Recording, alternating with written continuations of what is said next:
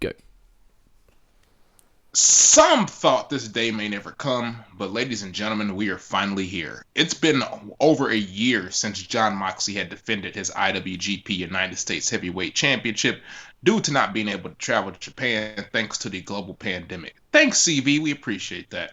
But right now, no longer matters as we're kind of going to dabble in that and dabble into a little bit about this itself. The forbidden door, quote unquote, between All Elite Wrestling and New Japan Pro Wrestling is open, and for some all intents and purposes, it's been shattered here. So we're here to talk about the New Japan Strong main event. This took place this past weekend.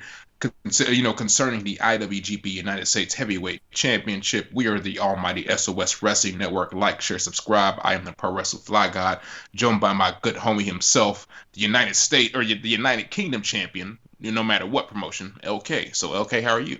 I am absolutely splendid. I'm looking forward to breaking this match down. Like you said, apologies to everyone. This one is so late. There was lots going on with New Japan Pro Wrestling over the weekend. Obviously, you had the 2 Cast Attack shows, which review is up in its entirety in over an hour of greatness, so go check that out. Also, there was the news of Ibushi and / New Japan Pro Wrestling announcing the retirement of the IWGP IC title and combining the lineage and retiring the lineage and creating a new lineage of the IWGP World Heavyweight Championship and that bullshit.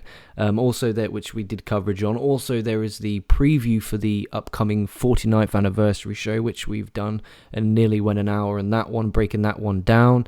This is Daily Puroresu for the 3rd of March. Looking forward to breaking this damn show down with you, Dion. Yes, sir. Well, match. We didn't watch the full show. I think we get out of jail for the amount of wrestling and the amount of coverage we've actually put out on the channel over this past few days. I want to thank all the new subscribers. Just keep that fucking ball rocking and rolling, guys. Keep subscribing. We'll keep creating and smashing out as much content as we biologically possibly can. Absolutely. And to steal a line from Taichi, you can't kill what's already dead. So you guys are just helping us get back to where we were and hell, be even stronger. So we appreciate it and we thank you so much right here. And like LK has said, we've done a lot of coverage actually in the last few days, and not to pat ourselves on the back, but shit, we pride ourselves on putting out a lot of coverage for you guys, and we aim to do that. So that's why I bring you this match here tonight. And yeah, so let's get into it. So before we even get to the match, the build-up is pretty much set up by the man, the myth, the legend, Kenta himself, when he showed up on AEW Dynamite to attack Jon Moxley.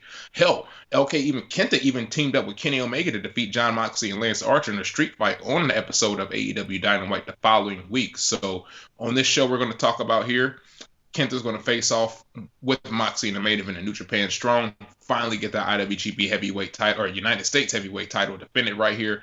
This has literally been months in the making. And before we get into the match, LK, it's really nice to hear Jon Moxley's New Japan theme because it's so far better, in my opinion, than this AEW theme. Yeah, I can agree with you on that one. And the way he's presented as well in New Japan, obviously in AEW he's presented in his certain way, kind of that deathmatch, hardcore badass, because it is a weekly television show. And New Japan is a wrestling show. And it is what it is. But his presentation in New Japan is just a badass motherfucker and who just loves to beat the fuck out of people. And it's such a fun watch. And obviously he's still a fun watch in AEW. Don't see this as me slating him from AEW because he's great. And I think he won PWI 500 #1 this year, rightfully so. No, it was the Wrestling Observer Awards, wasn't it? He won Wrestler of the Year for 2020 and that's rightfully earned. The guy's absolutely incredible. And it's just great seeing this match after so long. And I was hoping and glad that this match actually took place because for a while I thought, okay, they're just going to take the title off him. They're going to take the title off him. We won't see Moxley again. We'll see no AEW wrestlers in New Japan and no New Japan guys in AEW. So I'm so glad. And we'll talk about that a lot more after we've broken the match down. But I'm one of the ones who are very happy with the AEW New Japan alliance, if you will. I'm interested to see how they book this. As New Japan's booking been going lately. Oh, dude, if it's how New Japan's booking's going lately, it's going to be the equivalent of the invasion angle from 2001's WWF. Dude, if it's going if AEW's booking it, then I guess Ricky Starks is going to be going over Tetsuya Naito in no time soon. So it's just like, all right, dude, I'd rather Ricky Starks go over Naito than the great average Okan. Oh, really? That's dude. Yeah, I would rather fucking Dumpster. What's his name? Dumpster Brady, Dumpster Drosy, or whatever the fuck the guy's name is from Raw '96. Dumpster something. Now the Duke the Dumpster Drosy. Wow. That Drosy. I would rather him beat Naito with just a lariat. The bell rings, it's a lariat. 1, 2, 3, ding dong, ding dang, and it's all over. Than Okan advance in the New Japan Cup. This is where he wins the fucker. This is where he wins the fucker. I tell you now, he's gonna fucking win that thing. I'm gonna come on here in the New Japan Cup final show review or Daily Puroresu for whatever date that is with you, and we're gonna be on here and we're gonna be like, okay, Great Okan just won the New Japan Cup. And would that do Kota Ibushi any favors as far as his defenses go? That's another story for another time. It's fresh. In his mind, it's fresh. I mean, I see Okan in the similar situations what Evil was in before he won the New Japan Cup. Kind of thereabouts. That's scary. That's a sketchy thought. I mean, I changed my pick as well. Do you know I said Kenta to win the New Japan Cup? I'm changing my pick. I'm doing a Jerry the King Lawler in the old school Royal Rumbles. I'm changing my pick. I'm going with Will Ospreay. I'm going with Will Ospreay to win this damn cup. Shit, well, I think the final might be Will Ospreay and Shingo Takagi. So both of our picks looks like they might line up and be in the final here. So that's going to be really interesting right here. But it's a shame that Jon Moxley is not in this New Japan Cup. It would be pretty cool if he was. But there was a little interesting fact, LK, that I didn't know, and I don't know if you knew this right here. Moxley himself is a 2-time IWGP United States Heavyweight Champion. And he's actually never lost a belt. He only lost a belt because of a typhoon in Japan that had him miss a title defense. So he's never actually been defeated like 1, 2, 3 for this title at all. And I think that's really interesting. Yeah, that's incredible. So technically, he's never lost a fucker. You know, if this was in WWE, they'll be in a beautiful storyline mode where they love that. They love that when wrestlers could say, "Oh, I never lost a belt." But yeah, it's the story going in, the build up on the weeks heading in on Strong kind of made this a big match feel to the point where 4 or 5 days after the fact it's actually happened, we still feel the need that we need to give coverage because it's part of, New Japan. Absolutely. So, man, we might as well get into it, man. These guys waste no time. Actually, so before we even get into that, so Kenta, big match wrestler. He knows he has a big challenge ahead of him here. But Kenta, like I said, he's a big match wrestler himself. So these gentlemen waste no time getting physical. They're trading forearms right before we know it. We get Moxley running over Kenta with a really big boot. He'd get the sliding lariat in, and he moves into like a bulldog choke type of maneuver, and we get Kenta scrambling to the ropes right here. So we get a lot of Moxley kind of taking over a little bit of the action earlier. So then they actually go outside the ring right here, and I think Moxley actually takes a hard suplex onto the floor right here to then a layer of padding over the concrete did little to help Moxley or Kenta get any reprieve once they took that move right there. So I thought it was good. So Kenta went to grab his briefcase, but Moxley actually knocked it out of his hands. He wanted to hit a Minoru Suzuki style Gotch style power driver, but instead he ended up getting hit with a DDT, which I thought was really, really nice. That was like, man, this is intense in the early going, LK. I was like, this is fucking good right here, because I'm going to be real. I'm going to keep it a buck. I didn't watch this match until you were like, hey, do you want to review this match? Because I already knew the results. Did you just forget it was on, or bad advertising, or lack of interest, or? Well, normally with New Japan Strong, it's kind of normally bad scheduling with me, because Friday, since I'm doing the 2-job thing right now, it's like one of my most busiest days. So about time I'm getting home, it's about 8:30, 9 o'clock. And I told you off podcast, I'm gonna be 100% honest. I'm way more intrigued in Love After Lockup than I am New Japan Strong. I'm sorry, this is what it is. Dude, I'm gonna be such a bastard one day. I'm gonna be like, Dion, we got to do this review. We got to do this review live after airs. We got to do this review live after airs. Stay up till fucking 4 a.m. in the morning just to review New Japan Strong, so you can't watch that shitty TV show that you love so much. Dude, I swear, if I come on here one day, sit down, I make myself wake up in the morning, I make myself a nice cup of rosy, cup of tea, a couple of sugars, maybe even a biscuit with it, sit down on the desk, open my laptop up, log onto the YouTube channel, and if I see just episodes and episodes of reviews of this shit, this trash TV show, I'm gonna fucking piss myself. Dude, I don't know if you even want to, but I was just thinking about it as you were saying, that maybe on some special little tip, I can send you an episode and then we watch it and review it to see this, so I can get your thoughts on this shit. That would be hilarious. No, what would be better is if we did a watch along. So like we'll actually do. You get my live reaction. We'll both hit play at the same time, and we'll do an actual watch along and actually see the reaction. Because the worrying, scary thing is when you were describing it, it didn't actually sound like that bad of a television show.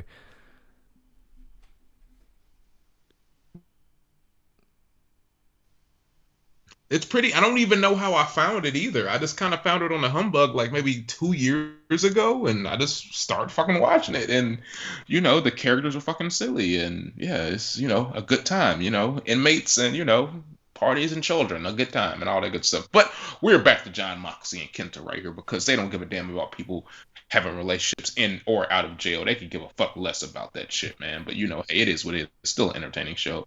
But yeah, so we get them back in the ring right here, and from once we get him back in the ring, Kenta starts to lay in some dangerous kicks and some chops right here before hitting a nice neck breaker onto Jon Moxley right here.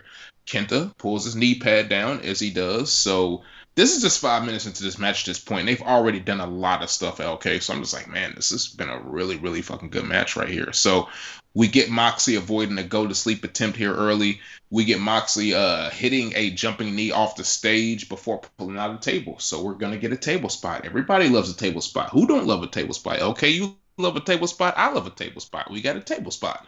So the table spot actually was executed very well because Kenta actually ended up doing the double stomp onto Jon Moxley onto the table. So I thought that was executed very, very nicely. It looked like a savage table as well to go through. It really, really did. It did. It looked like a door. It looked like they brought it from Japan, just to be 100% honest. It literally, to me, it looked like they fucking just painted a door and just stuck it there. Like, yeah, that'll do.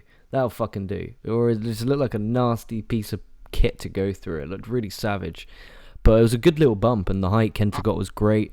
And it just felt like old school Kenta again for the first time in a while.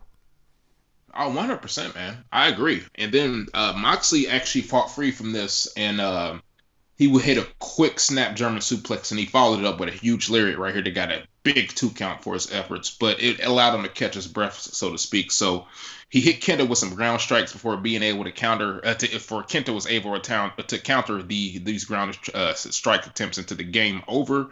Moxley attempted the bulldog choke. Kenta fought free of that right there. So once Kenta locked in the game over officially, Moxley was able to pull his way to the bottom rope. So Kenta hit a knee to the back of the head. Moxley followed up with another huge lariat right here. He set up the Death Rider, but we got Kenta moving to the go-to-sleep position, so we got these guys trying to fight for the kill shot. They never really got it right then. Moxley, he hit a snap Death Rider. As Kenta, right after that, pretty much flipping him off. Then, yeah, he hits him with another Death Rider, puts him away right here. Moxley retains his United States Heavyweight Championship. So after months of waiting, we finally got this hard-hitting war of a match, in my opinion. And I think this match had something for everyone, in my opinion. Hard-hitting strikes, hardcore brawling on the outside. There was some submission exchanges. Kenta getting his mouth shut with Jon Moxley at the end. If you're a fan of Jon Moxley, you definitely will enjoy that. It's never going to meet that insane hype that you would get in a full-capacity arena. But I doubt my 100%. I'm sure this is the last time Kenta and Moxley is going to face off. I'm going to say this was probably, if you're going to do the quote-unquote star rankings, this is probably like a 4-star match right here. And should Kenta beat Moxley? I'm a Kenta fan, huge Kenta fan. Of course, I wanted Kenta to get the victory right here.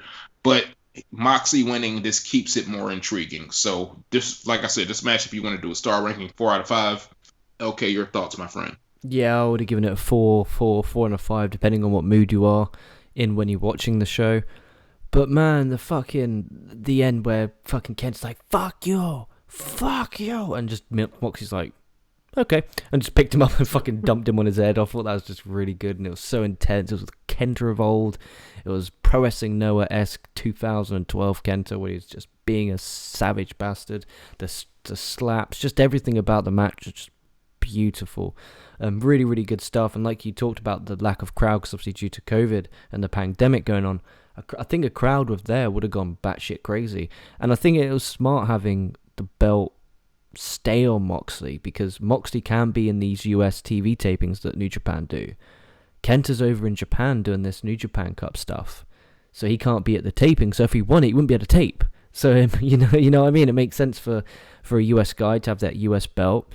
And it'll be very interesting. Obviously, they're doing a New Japan Cup, where the winner of this Z New Japan Cup USA earns a shot at Jon Moxley, which is exactly what they did last time. They're doing it again this time, but they're doing it to correlate with the actual Japanese New Japan Cup this time, which is a win. So in reality, we'll have 2 New Japan Cups going on, one in Japan for the prestigious IWGP World Heavyweight Championship number contenders rights, and then also one in America for the IWGP US title rights. So it's a win-win. Looking forward to that. Sink my teeth into that. But man, this was just a really good match, which I recommend people to check out if you have not done so already. And I'm assuming everyone listening here has, and we could be the last ones to check this one out. Yeah. I mean, we could be, man, but if that's the case, it's better late than never. And, you got to save the best for last if that's the case. So, yeah. Literally. But yeah, it was a match where, like, I think you nailed it on the head. It had a bit of something for everyone. If you could be a fan of multiple different styles and still enjoy and appreciate the match. And if that's how these kind of crossover matches of AEW New Japan are going to go, bring them fucking on. Bring them on. But, I want to see it in Japan. And obviously I know that's just being a dick because of the pandemic and this virus and all that bollocks. But man, I just want to see these guys go to Japan. I want to see Okada in AEW. I want to see Tanahashi defend that never open weight strap in AEW. I want to see fucking Kota Ibushi get his fucking head drilled in by fucking Cody Rhodes in AEW. There's lots of stuff I want to see. And it's just one of those where I'm glad that the pandemic is going to make that. The hindsight is we get to wait for it. So when it happens, it's going to mean that much more. And it's a long-term relationship, touch wood. And I'm a huge fan of this crossover. And NWA doing stuff again. I want to see NWA being involved in this.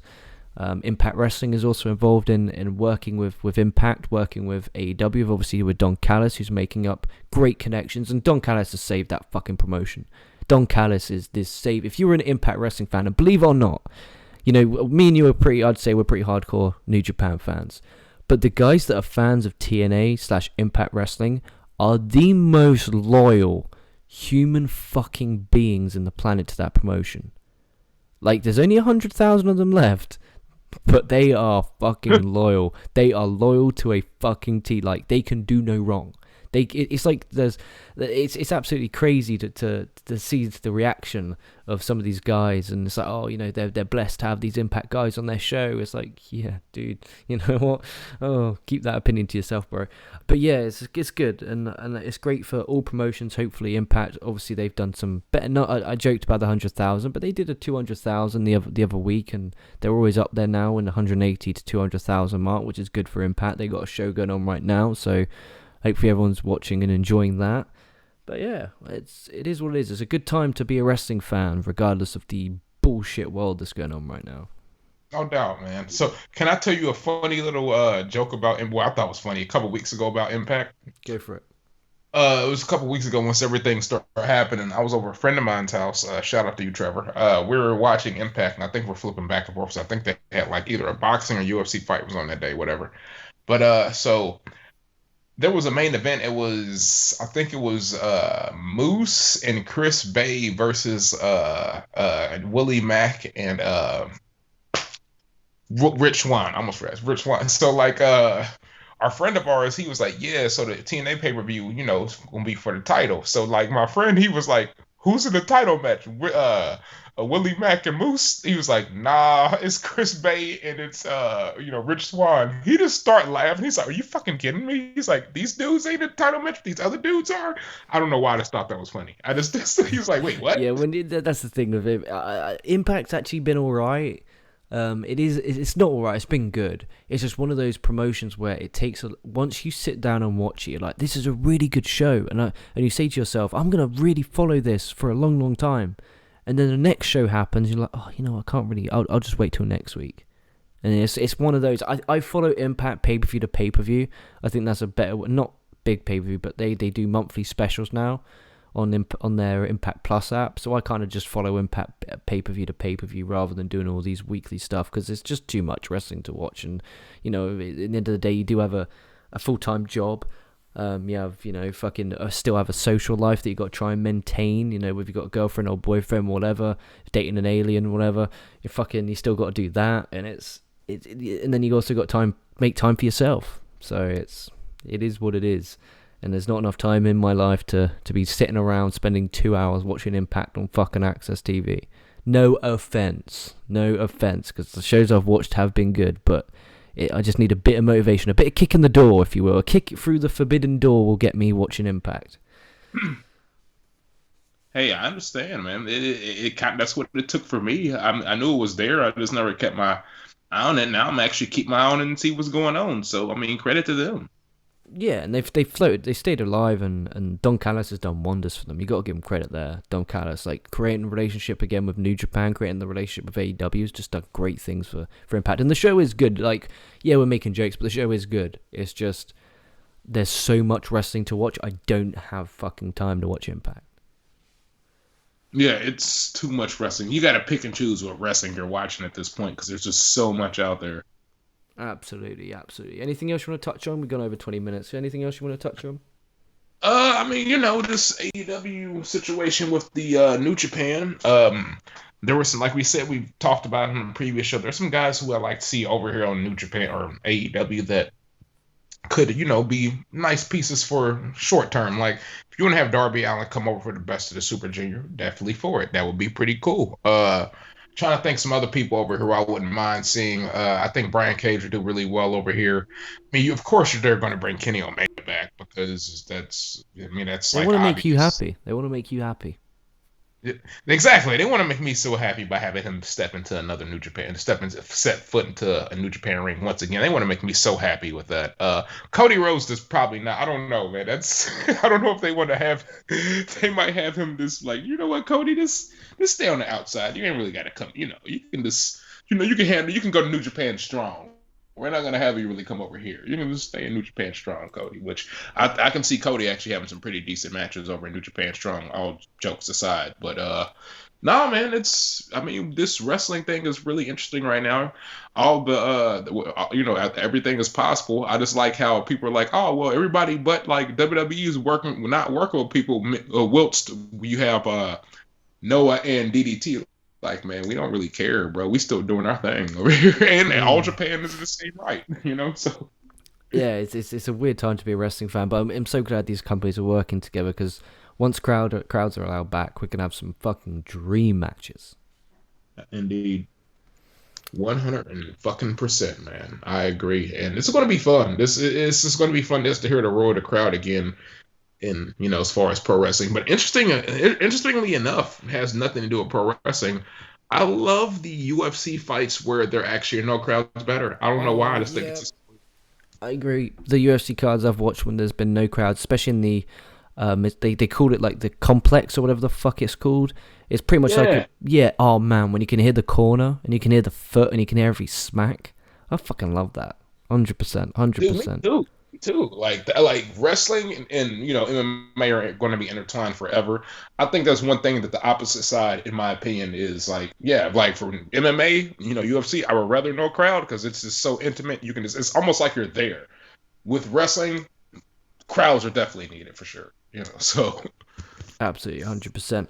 But there we have it for today's Daily Puroresu. Looking forward to bringing you guys the 49th anniversary show review with Dion, as well as the coverage, the undefined, the best coverage of the New Japan Cup out there in the English-speaking market. We'll be covering nights 1 all the way to the finals in their entirety. Looking forward to breaking those down with you, Dion, and for you guys to sit back, relax, and enjoy and listen.